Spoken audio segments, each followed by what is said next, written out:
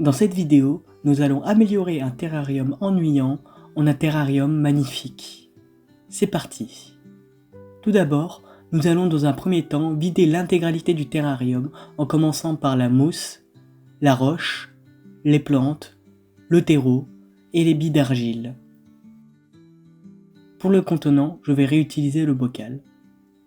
Pour bien choisir votre contenant, il faut faire en sorte que ce dernier soit transparent pour que la lumière puisse passer et que les plantes puissent faire de la photosynthèse.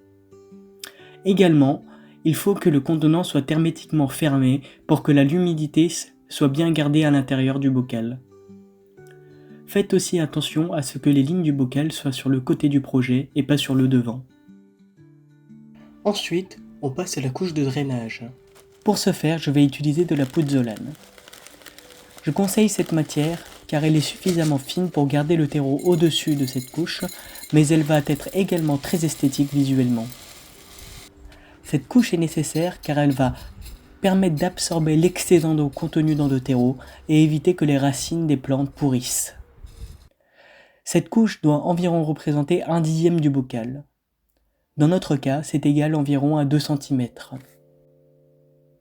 Ensuite, on passe au terreau. Pour ce projet, je vais utiliser un terreau spécial pour terrarium composé de moitié de terreau universel, de 40% de fibres de coco et de 10% de charbon actif. Pour faire simple, pour un verre de terreau universel, vous remplissez un peu le verre de fibres de coco et le reste de charbon actif. On va remplir le terreau du terrarium jusqu'à atteindre environ les 1/4 du récipient.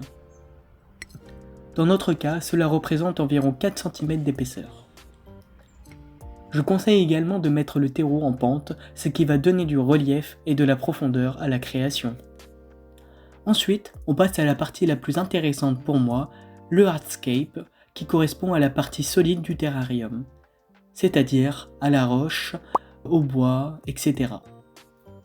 Pour cette partie, je vais m'aider de la règle des tiers. Cette règle consiste à visuellement découper le terrarium en grilles.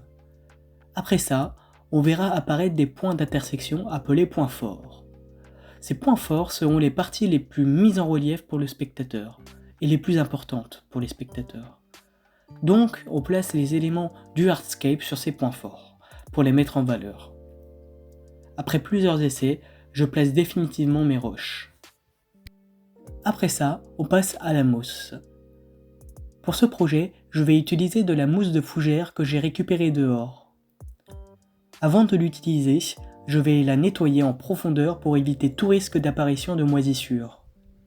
C'est-à-dire, il faut enlever les petites branches qu'il y a éventuellement dans la mousse et découper les rhizoïdes qui correspondent à la partie inférieure de la mousse. Après avoir nettoyé la mousse, je commence à le placer dans le terrarium, dans les endroits où je souhaite avoir un peu de verdure. D'ailleurs, il faut se dire que les plantes basses doivent aller vers le devant du contenant, comme par exemple les mousses, et les plantes plus hautes doivent aller vers l'arrière de la création pour créer un bon équilibre dans le projet. Ensuite, on passe aux plantes. Pour ce projet, je vais utiliser du Phytonia rouge et du Peperomia. Ces plantes sont vraiment superbes pour un environnement de terrarium, car ils sont parfaitement adaptés pour un climat humide et sont visuellement très attrayants. Je les place en fonction de mes goûts jusqu'à obtenir un joli résultat.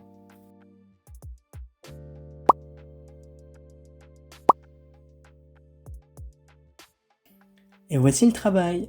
Nous avons amélioré un terrarium de A à Z dans cette vidéo.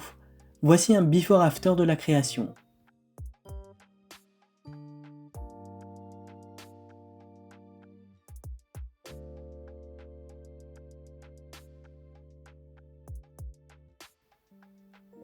Si cette vidéo vous a plu, n'hésitez pas à liker, à commenter et à vous abonner à la chaîne.